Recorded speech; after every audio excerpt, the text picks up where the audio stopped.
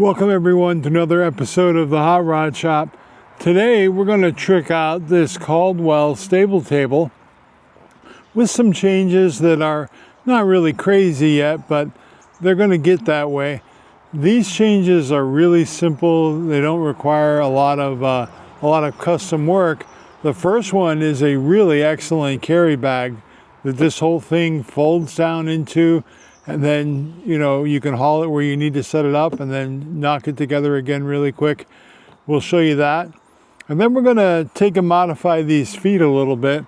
The way it comes from the factory, you're just kind of scratching around on the ground on painted steel or powder coated steel.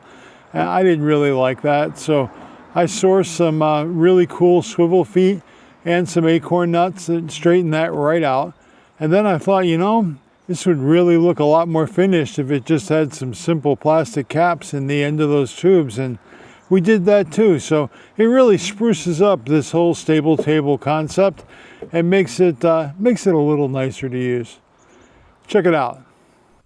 So first up, we're going to take a look at the Caldwell bag for the stable table, and this is really straightforward, really easy to get everything in and out of there, and it does have a nice zipper closure. And here we can see the stable table just knocks down and sets up so darn quick. It is really, really handy. And the bag is pretty well made. I wouldn't want to walk up a mountain with it, but other than that, it's pretty good. Next up, we're going to flip this thing up and get access to the end of the tubes and use these extra holes they've got in the end there. This is really easy to work on when it's together. You just flip it up like that and it'll stay put. And then you can just work right on the end of the tube. Here I'm just popping these in. That's that easy, folks. Nothing, no drama or anything. And here's one of the swivel feet. And you notice it's way too long. We don't want all that extra bolt sticking out of there. It's going to end up catching a toe or something and ending badly. So let's take some measurements and get that cut down. This tube is 1 5/8 inches in width. So what I'm going to do is mark each one of the feet at 1 5/8 inches. And then what I'll do to establish the correct cut length is I'll run the nut right down to that line. And when I do that, I'll cut to the outside of the nut, and that'll give me enough for me to secure this but not have an extra huge threaded rod sticking out of the top of that foot. Just going to make it a lot safer. This first one I'm going to do for all the Amish people in the crowd. We're going to use the old brute force elbow grease here and get this done. It's not that bad. I mean, getting through 3 of these might take you 10 minutes, but it's not a bad little workout. And that's pretty good. Now we're going to go look at the deburring. Now this I am going to use some power. This is a non-woven deburring wheel.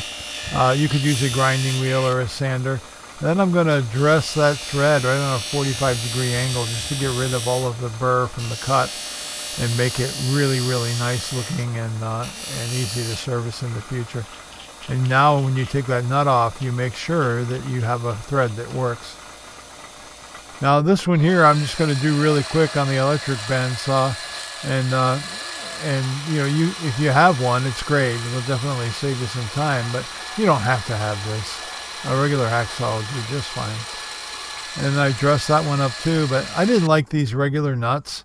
They just didn't seem all that finished. I thought an acorn nut made a lot more sense on these.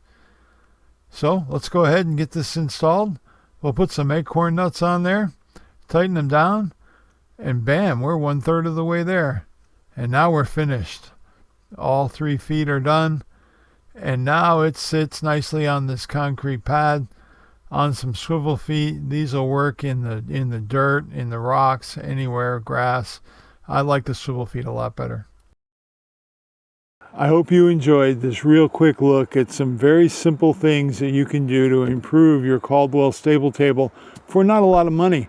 And hey, if you don't already have a stable table, check out my link down below and get one for yourself, because they are a great place to get some really nice rifle or pistol work done. Thanks for watching, everybody. Y'all have a great day. Remember, be a light in the darkness.